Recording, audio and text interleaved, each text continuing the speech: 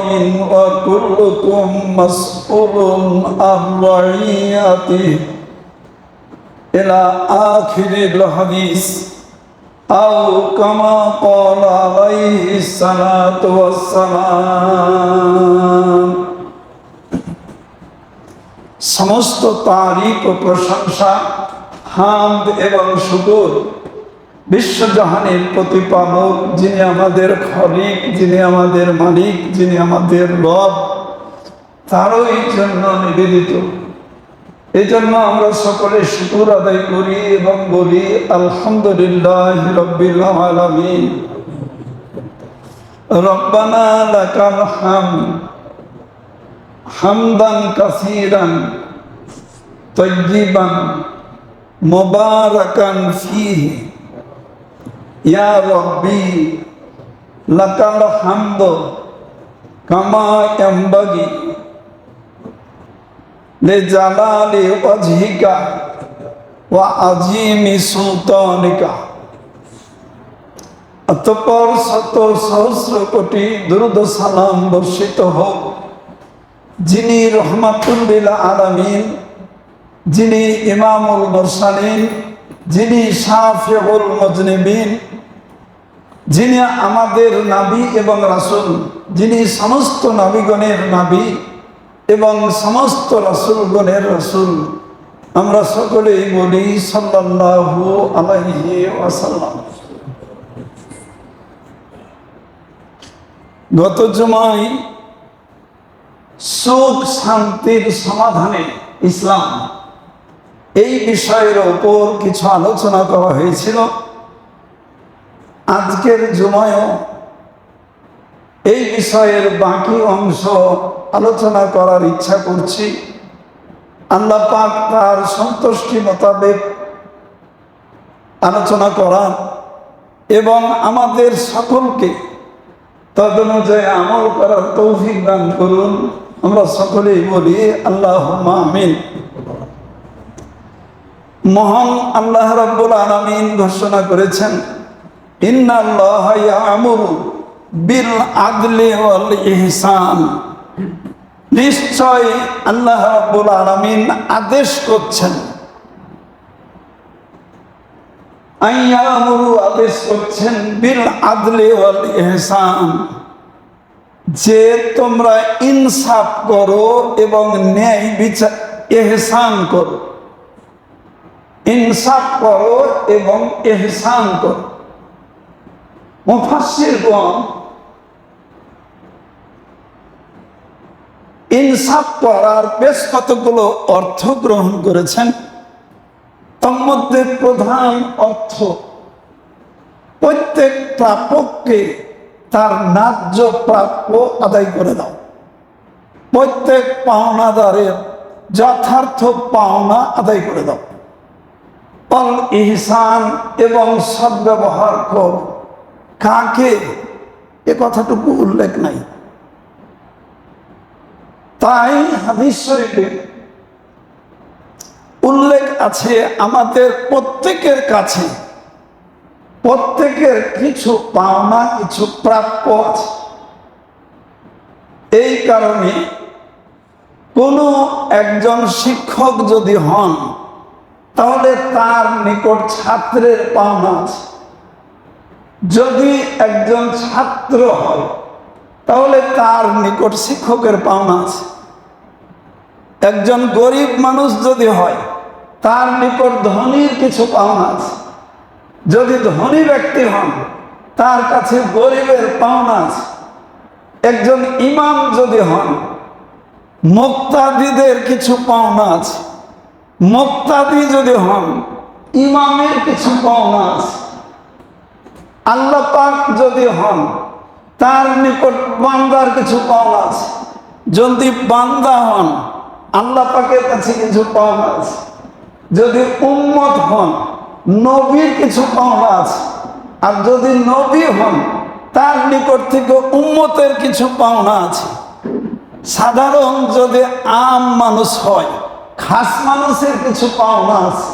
এক কথায় আমরা যে এই পৃথিবীতে বসবাস করি আমাদের পরিমণ্ডলে আল্লাহ পাক অনেক জীব, অনেক সত্তা সৃষ্টি করে রেখেছেন।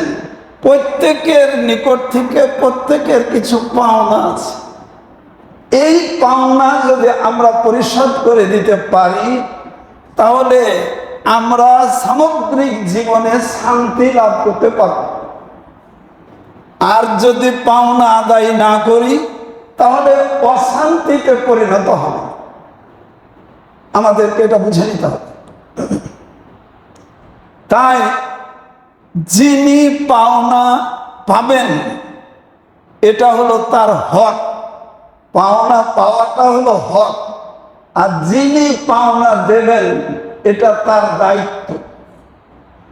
অধিকার এবং দায়িত্ব এটা পাশাপাশি জিনিস। এই কারণে আমি গত জুমায় বলেছিলাম যে বান্দার নিকট থেকে আল্লাহ পাকের কিছু পাওনা আছে। সেই পাওনাটি হলো নিরঙ্কুশ শরীকবিহীন ভাবে বান্দা আল্লাহ পাকের ইবাদত করবে। এমনি ভাবে আল্লাহ পাকের কাছে বান্দার কিছু পাওনা আছে। সে পাওনাটা হলো আল্লাহ পাক বান্দাকে বেহেশত দিয়ে দেন। তবে অন্যান্য দুটি পক্ষের পাওনা আর দেনার মধ্যে যে সম্পর্ক, একমাত্র আল্লাহ পাক এবং বান্দার মধ্যে পাওনা আর দেনার সম্পর্কটা একটু ভিন্ন। সেটা হলো বান্দার কাছে আল্লাহ পাকের যে পাওনা, বান্দা এটা দিতে বাধ্য, কিন্তু আল্লাহ পাকের কাছে বান্দার যে পাওনা এটা দিতে বাধ্য নয়। এইটা হলো দয়ামূলক পাওনা। শুধু তফাৎ এখানে। এমনি ভাবে উম্মত যদি হয়, তাহলে আমাদের নবীর নিকট কিছু পাওনা আছে। নবীর নিকট কিছু পাওনা আছে। কি পাওনা? নবী আমাদের জন্য সুপারিশ করবেন আল্লাহ পাকের দরবারে আমাদের জান্নাতি হওয়ার জন্য। তাই আমাদের নবী সাল্লাল্লাহু আলাইহি ওয়াসাল্লাম তিনি আমাদের জন্য সুপারিশ করে জান্নাতে নিয়ে যাবেন। এবং আমাদের নবী সাল্লাল্লাহু আলাইহি ওয়াসাল্লামের নিকট আমাদের পাওনা, তিনি তার জীবদ্দশায় এবং ইন্তেকালের পরেও এটা আমাদের কল্যাণের জন্য আল্লাহ পাকের কাছে সদা সর্বদার জন্য দোয়া করতেছিলেন, আছেন, থাকবেন। এইটা হলো নবীর কাছে আমাদের পাওনা। এই জন্য হাদিস শরীফে আছে, আল আম্বিয়া ও আহইউনা ফি কুবুরিহিম, সমস্ত নবী রাসূলগণ তাদের কবরে জিন্দা। অন্য হাদিস শরীফে আছে ওয়াইসাল্লুন ওয়াইসাব্বিহুন, তারা কবরে তারা নামাজও পড়েন, তারা তাসবিহ তাহলিলও করেন। তাহলে নবীর নিকট আমাদের কি পাওনা এটা আমরা জানলাম। এমনি ভাবে আমাদের নিকট নবীর পাওনা আছে। কি পাওনা? সে পাওনাটা হলো পৃথিবীর মুখে আমরা যত কাজ করব, সমস্ত কাজ যেন রাসূল এবং নবীর সুন্নতের তরিকা মোতাবেক হয়। তরিকা মোতাবেক যদি না হয়, সারা রাত দাঁড়িয়ে দাঁড়িয়ে যদি নামাজ পড়ি আর যদি রোজা করি, কিন্তু নবীর তরিকা মোতাবেক নয়, তাহলে কোনো সব আশা করতে পারি না। কারণ আমরা নবীর পাওনা দিইনি, নবীর তরিকা মতো আদায় করিনি। এই কারণে আল্লাহ পাক তা কবুল করবেন না। এমনি ভাবে আমাদের ব্যক্তিগতভাবে সুখ শান্তির জন্য আমাদের কলবের নিকট কিছু পাওনা আছে। সে পাওনাটা হলো কল, এটা শাকের হবে, কৃতজ্ঞ হতে হবে, কৃতজ্ঞ হতে হবে। আর এই কৃতজ্ঞ হওয়ার জন্য কলবকে সদা সর্বদার জন্য জিকিরকারী হতে হবে। তাই এই জিকির করলে বান্দা শান্তিতে থাকতে পারে। এটা আল্লাহ পাকই বলে দিয়েছেন যে আলা বিযিকরিল্লাহি তাতমাইন্নুল কুলুব। সুতরাং কেউ যদি ব্যক্তিগতভাবে শান্তি পেতে চায়, তাহলে কলবের পাওনাটা দিয়ে দিতে হবে, অর্থাৎ জিকির করতে হবে। আর সবচাইতে বড় পাওনা আল্লাহ পাকের, এটি 1 নম্বর। এবং আল্লাহ রাসূল সাল্লাল্লাহু আলাইহি ওয়াসাল্লাম ওনার পাওনা আদায় করে দেওয়া, এমনি ভাবে কলবের পাওনা আদায় করে দেওয়া। 4র্থ নম্বরে পিতামাতার পাওনা আদায় করে দেওয়া। সন্তান পিতামাতার পাওনা আগে আদায় করবে, নাকি পিতামাতা সন্তানের পাওনা আগে করবে? আগে কোনটা? এই জন্য কোরআনুল কারীম এবং হাদিস শরীফে সন্তানের পাওনা আগে পিতামাতাকে আদায় করতে হবে। কারণ পিতামাতা পেটে থাকা অবস্থায়, পিতামাতা সন্তান আগমনের পূর্বে এবং সন্তানের শিশু অবস্থায় পিতামাতাকে কি পাওনা দিবে সে তো জানে না। তা তো শিশু অবস্থা, পেটে থাকতে সন্তান বাপ মাকে কি পাওনা দিবে? পৃথিবীতে আসার আগে কি পাওনা দিবে? এই জন্য প্রথমত পাওনা আগে পিতামাতাকে দেওয়া উচিত, পিতামাতাকে দেওয়া উচিত। তাই পিতামাতার কাছে সন্তানের যতগুলো পাওনা আছে, অনেক পাওনা আছে, তার মধ্যে ছোট্ট একটা পাওনার কথা বলবো এবং একটা বড় পাওনার কথা বলবো। পিতামাতার কাছে সন্তানের যতগুলো পাওনা আছে, এর মধ্যে ছোট্ট একটা পাওনা হলো সন্তানের একটা সুন্দর নাম পিতামাতা রাখবে। কি রাখবে? একটা সুন্দর নাম রাখবে। কখন? জন্ম হওয়া থেকে শুরু করে 7 দিনের মধ্যে। আমরা এটা সবাই জানি। এটা হলো পিতামাতার কাছে সন্তানের পাওনা, এটা রাখতে হবে। আর এই নামটা একটা অর্থবহ সুন্দর নাম রাখতে হবে। ওই নামের যেটা অর্থ হবে, এই অর্থটা সন্তানের চরিত্রে ফুটে উঠবে। তাই একটা সুন্দর অর্থবহ নাম রাখতে হবে। এটা হলো পিতামাতার কাছে সন্তানের পাওনা। সন্তান বুঝুক আর না বুঝুক, ওনা ভালো থাকুক, কিন্তু এটা পিতামাতাকে দিয়ে দিতে হবে। এটা যদি দিতে না পারি অশান্তি, আর যদি দিতে পারি শান্তি। কেমনে? আমিরুল মুমিনিন হযরত ওমর রাদিয়াল্লাহু তাআলা আনহুর কাছে এক ব্যক্তি উপস্থিত হয়ে বলতেছে, আমিরুল মুমিনিন, আমার একটা না ছেলে আছে, বয়স 25-26 বছর, আমার কথা শুনে না। সে প্রত্যেক সময় খালি আমার কথাই ঝামেলা করে। তো মেহরবানি করে আমাকে একটু বিচার করে দিন। আমিরুল মুমিনিন হযরত ওমর রাদিয়াল্লাহু তাআলা আনহু বলতেছেন যে, তোমার সন্তানের নাম কি রেখেছো? দেখো, ছেলে কথা শুনে না, ঝামেলা করছে, অশান্তি পাকাইতেছে। আর আমিরুল মুমিনিন হযরত ওমর রাদিয়াল্লাহু তাআলা আনহু বলতেছেন যে, ছেলের নাম কি রেখেছো? 18-19 আর 19-20 বেশ কম নয়, 17-52 বেশ কম।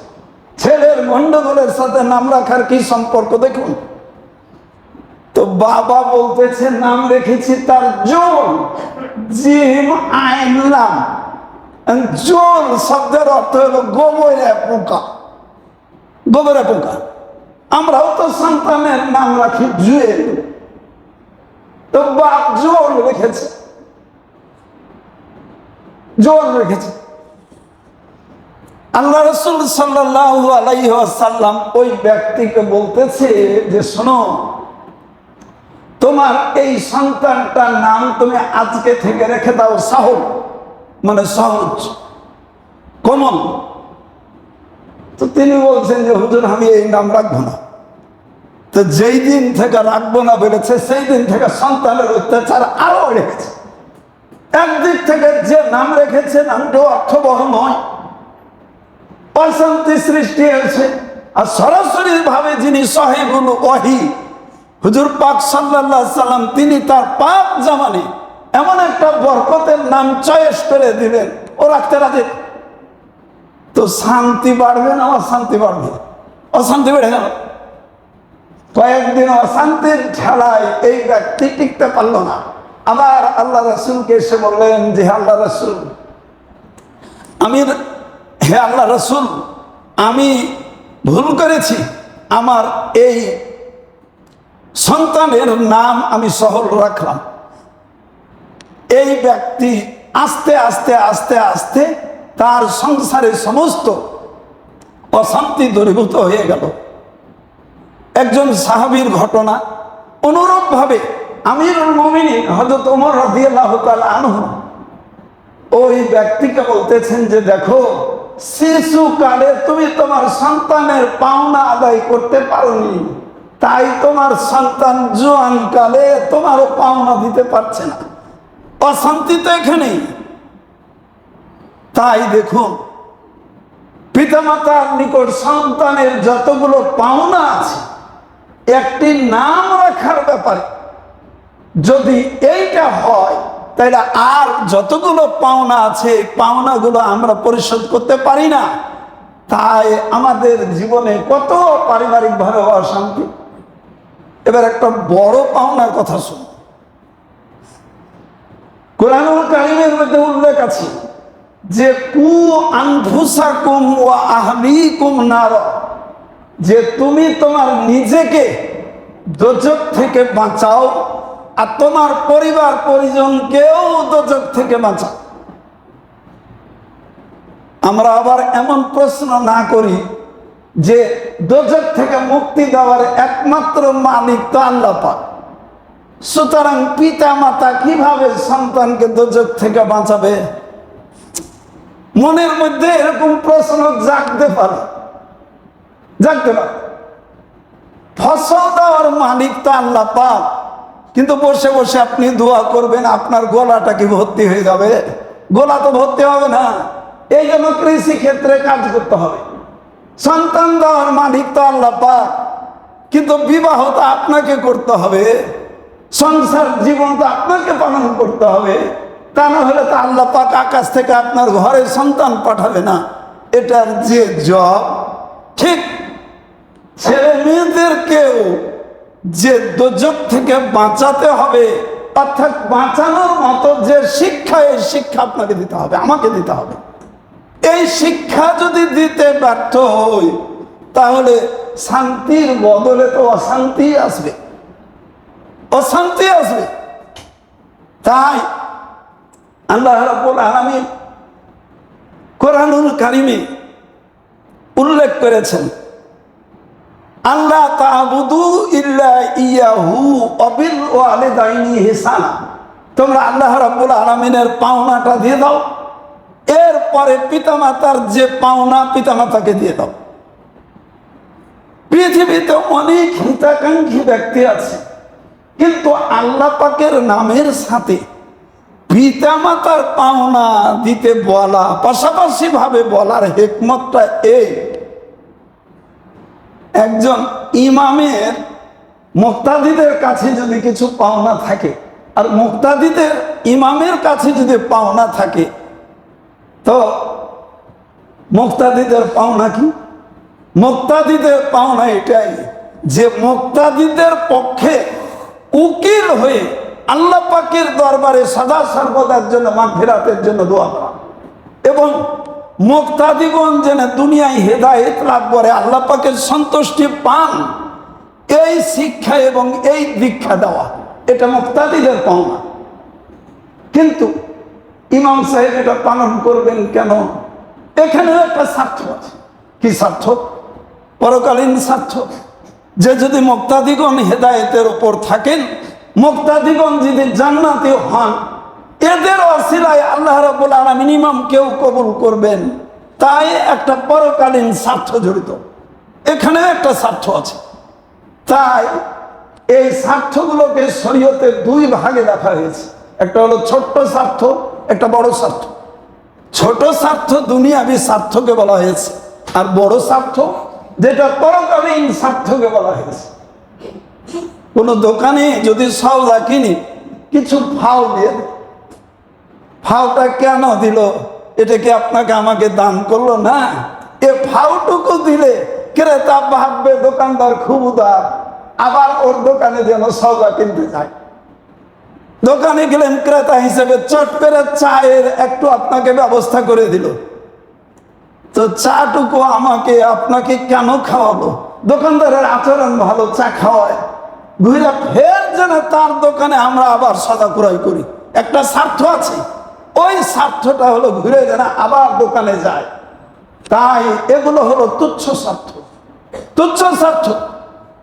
তাই একজন ইমামের কাছে মুক্তাদিদের যে পাওনা, ইমাম যদি এ পাওনা আদায় করেন, এখানেও একটা স্বার্থ আছে, পরকালীন স্বার্থ।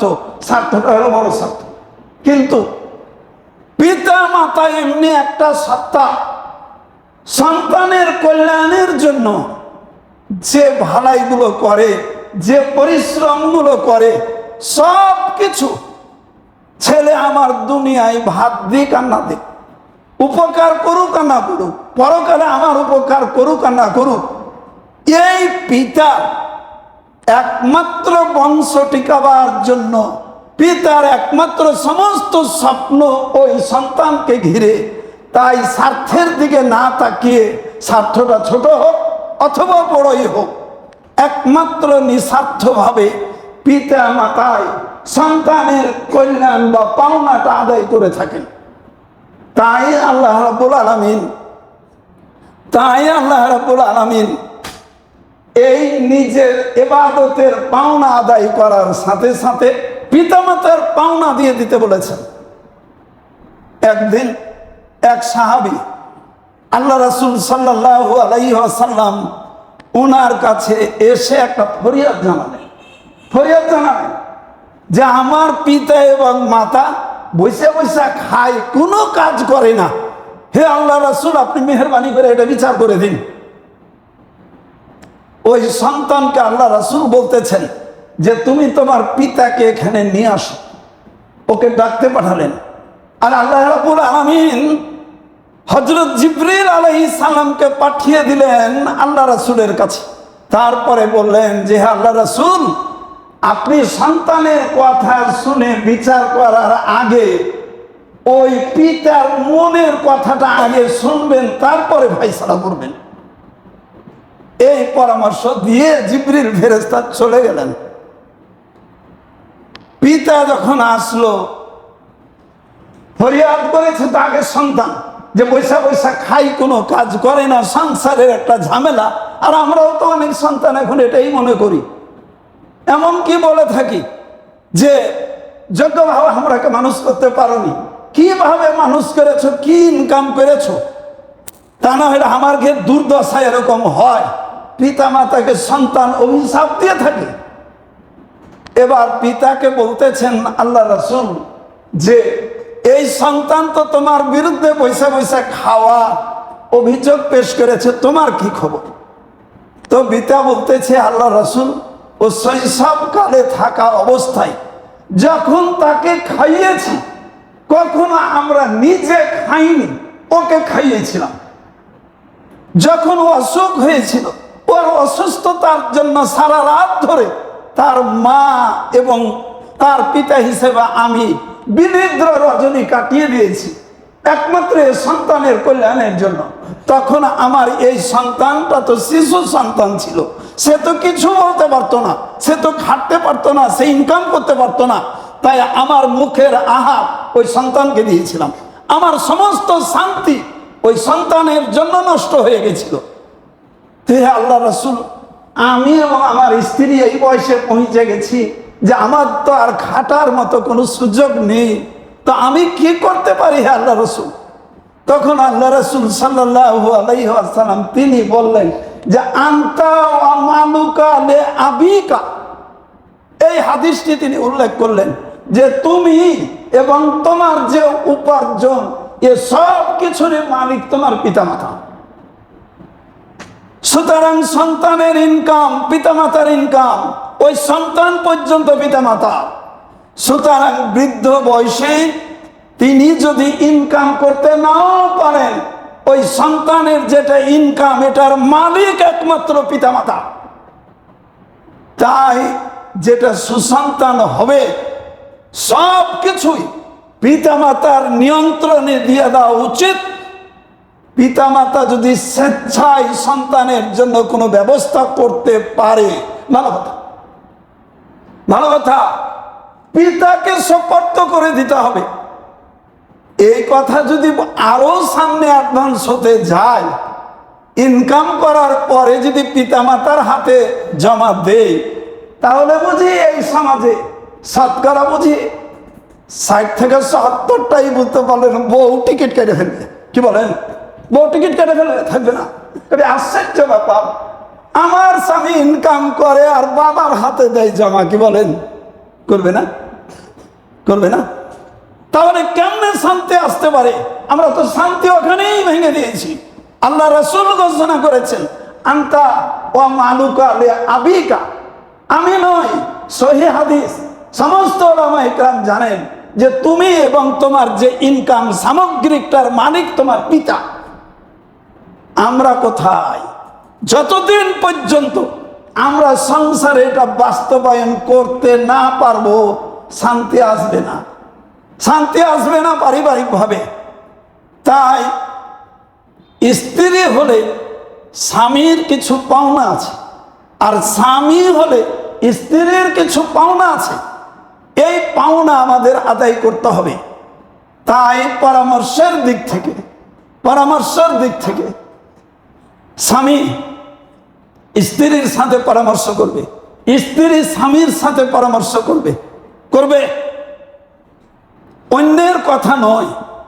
আমি একটা সিদ্ধান্ত নিলাম, স্ত্রীকে জানালাম, অনুমতি দিয়ে দিলেন, উভয়েরই করা হলো।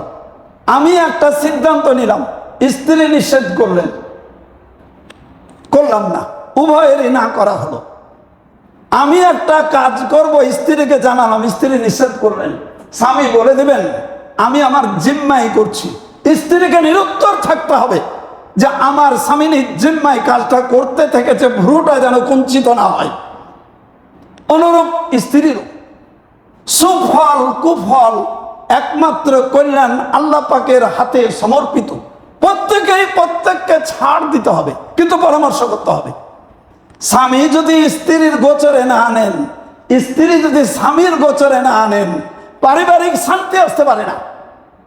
তাই বনি ইসরাইল গোত্রে আল্লাহ রাব্বুল আলামিন একজন তার বান্দার ইবাদতে খুশি হয়ে বলতেছেন, আমি তোমার ইবাদতে খুশি। সেই জামানার পয়গম্বরকে দিয়ে জানিয়ে দিলেন 100 বছরের হায়াত মঞ্জুর করেছি। 50 বছরের হায়াত পেরেশানির হায়াত, মানে খাটতে হবে, আর 50 বছরের হায়াত ইতমিনানের হায়াত, অর্থাৎ স্বস্তির হায়াত, শান্তিতে থাকতে পারবা। তো কোন হায়াতটা আগে নিবা? উত্তর দাও। স্বামীকে বলতেছে। তো স্বামী টপ করে বলতেছে, জুয়ানকালে খাটতে পারবো, তাই পেরেশানির হায়াতটা জুয়ানকালে ইলি, আর বুড়াতি কালে স্বস্তির হায়াত নেবো, পয়সা খাইতে পাবো। আল্লাহ রাব্বুল আলামিন সেই জামানার পয়গম্বরকে বলতেছেন, একা একা জব দিলে হবে না, স্ত্রীর সাথে পরামর্শ করে জব দিক। তখন স্ত্রীর সাথে পরামর্শ করলো ওই আবেদ যে কি করতে পারি গো, আমাদের ইবাদতে আল্লাহ পাক খুশি হয়ে 100 বছরের হায়াত মঞ্জুর করেছেন। পেরেশানির হায়াত 50 বছর, ইতমিনানের অর্থাৎ সুখের শান্তির হায়াত 50 বছর, কোনটাকে আগে নিতে পারে? স্ত্রী বলতেছে, তুমি কি ভাবো, অসুবিধা নাই, কিন্তু আমার একটা ভাবনা আছে। কি? জুয়ানকালের ইবাদত আল্লাহ পাক খুব পছন্দ করে, আর আমাদের ইবাদত বন্দেগীতে খুশি হয়ে আল্লাহ পাক যখন 100 বছরের হায়াত মঞ্জুর করেছেন, তো আমরা ওই জুয়ানকালের ইবাদতটা, হায়াতটা, এটা আল্লাহ পাকের জন্য নিবেদিত করে দিই এবং আল্লাহ পাককে ইখলাসের সাথে আমাদের শক্তি সামর্থ্য দিয়ে ডাকবো। আর বুড়োতি কালে এমনিও সব কিছু মনে থাকবে না, পেরেশানের হায়াত থাকলে বুড়োতি কালে থাকবে। তাই যেটা জীবনের মোক্ষম মূল্যবান সময়, এটুকু আল্লাহ পাককে দিয়ে দিই।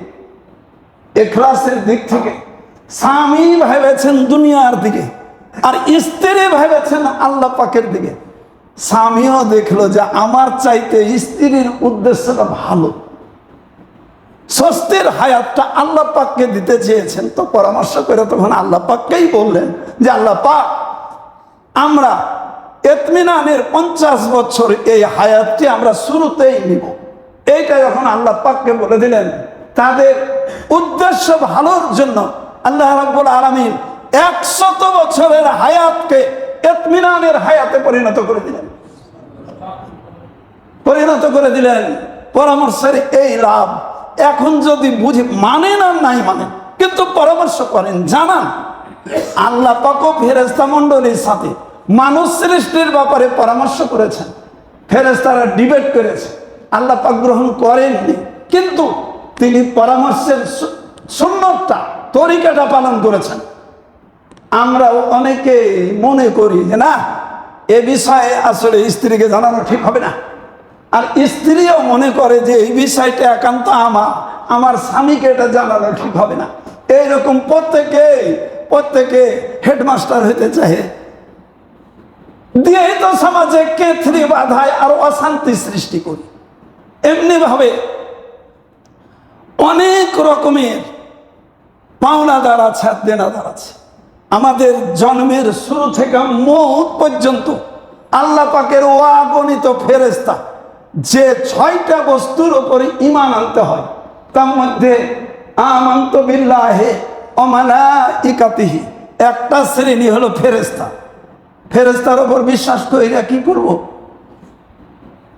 কি করব মানে ফেরেশতার উপর যে বিশ্বাস করলাম, ফেরেশতারা কি কাজ করে, তাদের পাওনাটা কি, আর আমাদের কাছে ফেরেশতার পাওনা কি, এটা জানতে হবে। এটা যদি না জানতে পারি তাহলে ঈমান এনে লাভ কি করলাম? খেয়াল করুন। তাই সব থেকে যেটা ছোট্ট ফেরেশতাদের পাওনা, কি পাওনা? মসজিদে আসলে পেঁয়াজ বা রসুন খেয়ে দাঁত না মাইজে, পেঁয়াজ রসুন খাওয়া, কাঁচা পেঁয়াজ রসুন খাওয়া না জায়েজ না, এটা আপনি খেতে পারেন, কিন্তু কাঁচা পেঁয়াজ রসুন খাইলে একটা ছোট্ট খাট্ট দুর্গন্ধ হয় মুখে। হাদিস শরীফে আছে যে অন্য বান্দা যেটাতে কষ্ট পায়, ফেরেশতারাও এরকম মুখে দুর্গন্ধ আসলে ফেরেশতারাও কষ্ট পায়।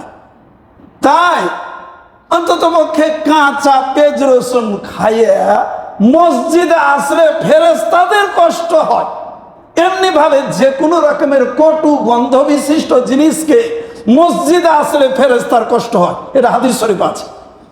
তাই ফেরেশতারাও বলেন যে বান্দা, আল্লাহ রাব্বুল আলামিনের অগণিত ফেরেশতা আছে, তার মধ্যে আমরা বান্দার কাজের জন্য অনেকগুলো নিয়োগকৃত, তো দয়া করে তোমরা আমাদেরকে কষ্ট দিও না, আমাদের পাওনাটা আদায় করে দিও, তাহলে আমরাও তোমাদের পাওনাটা আদায় করে দেব। তাই ফেরেশতারা সর্বদার জন্য বান্দার পক্ষ থেকে চায় যেন কষ্ট না দেয় তাদেরকে, এটা হলো পাওনা। কিন্তু দুর্ভাগ্যবশত কাঁচা পেঁয়াজ রসুন তো দূরে থাকে, যারা বিড়ি সিগারেট খায়, যে মানুষ বিড়ি সিগারেট খায় না, বলতে না পারো কিন্তু পার্শ্বে থেকে গন্ধ লাগে, সুযোগ থাকলে তাকবীর তাহরিমা না বাঁধলে অন্য জায়গাতে গিয়ে একটা মুক্তাদি তাকবীর তাহরিমা বাঁধে, কিন্তু ওর পাশে থাকবে না। আর পাশে যদি নামাজও পড়ে, ফুটতে পারে না, কমপক্ষে না হলে বাড়িতে গিয়ে ভাবির কাছে বলে যাই যে নামাজ পড়ে আইলাম, কিন্তু নামাজটা যে কি হয়েছে আল্লাহ জানে, এক লোক বিড়ি সিগারেট খেয়ে আসছিল, হাইরে মুখের গন্ধ, কি বলেন, করে না? আপনি মনে করুন আপনার ওই মুসল্লি ভাইয়ের গন্ধ পাওয়া না, আপনার কাছে ফেরেশতাই হাজির হয়নি, আপনার ওই নামাজের সব ফেরেশতা বহন করে আল্লাহ পাকের কাছে পৌঁছাই না, কারণ আমরা ফেরেশতার পাওনা দিতে পারিনি, ওখানে ব্যর্থ হয়ে গেছে। তাই হাদিস শরীফে আছে যে এরকম অনেক কাজ তারা পালন করে থাকেন। এটা ছোট্ট ঘটনা, একটি বড় পাওনার কথা শুনুন। একদিন জিবরিল ফেরেশতা আল্লাহ রাসূল সাল্লাল্লাহু আলাইহি সাল্লাম উনার কাছে এসে গেটে দাঁড়িয়ে আছেন, ঘরের মধ্যে প্রবেশ করেন না। তো তিনি ডাকতেছেন, যে ফেরেশতাকে ডাকতেছেন, জিবরিল কি হলো, বাইরে দাঁড়িয়ে আছো কেন? তো জিবরিল ফেরেশতা বলতেছে যে হে আল্লাহ রাসূল, ঘরে আপনার একটা চাদর লটকানো আছে, এই চাদরটাতে কতগুলো ময়ূরের ছবি আঁকা আছে। এই জন্য আল্লাহ পাক আমার প্রতি আজকে প্রত্যাদেশ করেছেন, কোন জীব জানোয়ার বা প্রাণীর ছবি যেই ঘরে থাকবে ওই ঘরে রহমতের ফেরেশতা প্রবেশ করবে না। এই কারণে আমি ঘরে ঢুকতে পারছি না। তো আল্লাহ রাসূল সাল্লাল্লাহু আলাইহি সাল্লাম বলতেছেন যে আমার ঘরে যে চাদরে ময়ূরের ছবি আছে এটা কি আমি আজকে ক্রয় করলাম না গতকালকে? কইছে গতকালকে। তো কইছে তখন পর্যন্ত তো এটা হারাম হয়নি, তুমি না হারামের সংবাদ আজকে নিয়ে এসছো। ফলে ময়ূর ছাপায় এই চাদর, এইটা ওহি আসার আগে কিনা না পরে কিনা? তো আগে কিনা। তো কইছে তাহলে এখন আমি এই চাদরটি কি করতে পারি? জিবরিল ফেরেশতা বলতেছে এই চাদরটিকে ছিঁড়ে ছিঁড়ে টুকরা টুকরা করে দিন, মাথা যায় যেন একদিকে, শরীর যায় আর একদিকে, তার অবয়ব যেন বুঝতে না পারা যায়, বুঝতে না পারা যায়। আল্লাহ রাসূল সাল্লাল্লাহু আলাইহি সাল্লাম সেই চাদরটিকে ছিঁড়ে টুকরো টুকরো করে এদিক সেদিক করে দিলেন। এরপরে জিবরিল আলাইহিস সালাম তার ঘরে প্রবেশ করলেন। এখন বুঝি আল্লাহ রাসূল সাল্লাল্লাহু আলাইহি সাল্লাম উনার কাছে এই ফেরেশতা যদি প্রবেশ না করে, এবং হাদিস শরীফে আছেও লা তাদখুলু মালাইকাতুন ফি বাইতিন ফিহি আসনামুন আও তাসাবির, যেই ঘরে প্রতিমা থাকে, যেই ঘরে জীব জানোয়ার প্রাণীর ছবি থাকে, ওইখানে রহমতের ফেরেশতা প্রবেশ করে না। মুসলমান হিসাবে আমরা জানি না কে আছে? সবাই জানি, সবাই জানি। ঘরে ঢুকলে ছবি তো দূরে থাক, একটা আলমারি সাজানো বিভিন্ন রকমের প্রাণীর, বুঝতে পারলেন, ছোট্ট ছোট্ট ডলমল, এগুলা তুলে রাখি। আর সাদ করে পিতা মাতা সন্তান কত ছবি টাইঙে রাখি, আর কত প্রাণীর ছবি টাইঙে রাখি, তার ইয়ত্তা নাই। তো আল্লাহ রাসূল সাল্লাল্লাহু আলাইহি সাল্লাম উনার ঘরে যদি জিবরিল ফেরেশতা না ঢুকে, আমাদের ঘরে ঢোকার কি কোনো প্রশ্ন আছে? চিন্তা করে দেখুন। তাই ফেরেশতারা বলেন যে বান্দা, আমাদেরকে তোমাদের কাজের জন্য আল্লাহ পাক নিয়োজিত করেছেন, দয়া করে আমাদের পাওনাটা আমাদেরকে দিয়ে দিন, আমরাও তোমাদের পাওনা দিয়ে দেব। সে পাওনাটা হলো ফেরেশতাদেরকে কোনোভাবে কষ্ট দেওয়া যাবে না। আমাদের কাছে, ফেরেশতার কাছে আমাদের কি পাওনা আছে? কি পাওনা আছে? হাদিস শরীফে আছে আল্লাহ রাব্বুল আলামিন এই বান্দাকে হেফাজতের জন্য অগণিত ফেরেশতা মুকাররার করে রেখেছেন। এক সেকেন্ডের জন্য যদি ফেরেশতা আমাদেরকে প্রহারা না দিতেন, দুষ্ট মারদুদ যে জিন শয়তানগুলো আছে আমাদেরকে ছো মেরে লয়ে যেত, কোথায় লয়ে যেত তার কোনো শেষ ছিল না। ছোট্ট একটু বিষয় শুধু বলি, ফেরেশতারা জন্ম থেকে মওত পর্যন্ত বান্দাকে যে হেফাজত করেন, তার মধ্যে সবচেয়ে বড় হেফাজত হলো মওতকালীন হেফাজত। মওতকালীন হেফাজত কেন? শয়তান মানুষের চিরশত্রু। এই মানুষের শত্রুতা করার জন্য জিন শয়তান সব শেষ প্রচেষ্টা করে থাকে মওতের সময়। কেমনি? আল্লাহ রাব্বুল আলামিন প্রত্যেকটা বান্দার কাছে একটা কুদরতি পর্দা দিয়ে রেখেছেন। এই কুদরতি পর্দা থাকার কারণে আমরা দুনিয়ার বস্তুনিষ্ঠ জিনিসগুলোকে দেখতে পাই, কিন্তু আখেরাতের কিছু দেখি না। জিন যা আছে দেখি না, ফেরেশতা যা আছে দেখি না, অন্যান্য জিনিস আমরা দেখি না ওই কুদরতি পর্দা থাকার কারণে। কিন্তু মওতকালে ওই ফেরেশতাগণ আমাদের কাছ থেকে কুদরতি পর্দাকে তুলে নেবেন। তুলে নেওয়ার কারণে আমরা সব দেখতে পাবো আর বুঝতে পারবো। এক শয়তান আমাদের মাতার, এক শয়তান আমাদের পিতা, ওদের রূপ ধারণ করে এসে বলবে যে শোনো, আমরা তোমাদের পিতা মাতা, দুনিয়ায় আলেমুন আমাদের কাজ শুনে, কথা শুনে যেটা পালন করে এসেছি যে আমরা বেহেশতে যেতাম, কিন্তু এই কথা শুনে আমরা এখন দোজখে পড়ছি। তো বাবা, আলেম ওলামারা যেগুলা কাজ করেছিল, যেগুলা কথা বলেছিল, এরা শুনে বলেছিল। আর আমি তোমাদের পিতা এবং মাতা, এই কথা শুনে আমরা দোজকে পড়ছি। সুতরাং এই মুহূর্তে ইসলামের কিছু মানতে হবে, এইটা করো না, এইটা করো না, বেটা আমরা ইসলামের কিচ্ছু মানি না, এটা বলো জান্নাতে ঢুকে যেতে পারবা। ওই মৌতকালে এই ওয়াসওয়াসা দিতে থাকবে। কিন্তু আল্লাহ রাব্বুল আলামিনের পক্ষ থেকে যে ফেরেশতা আমাদের কাছে আছে, ওই কুদরতি পর্দাটা তুলে দেওয়ার কারণে আসল চোখে দেখতে পাবে এটা তো আমার পিতা নয়, আমার পিতার সুরত ধরে শয়তান হাজির। এটা তো আমার মাতা নয়, এটা আমার মাতার সুরত ধরে শয়তান হাজির। সুতরাং তখন এই বান্দা ওই ফেরেশতার সহযোগিতার কারণে সে কালমা পড়ে ইমানদার হয়ে কবরের বাড়িতে গিয়ে জান্নাতে প্রবেশ করবে।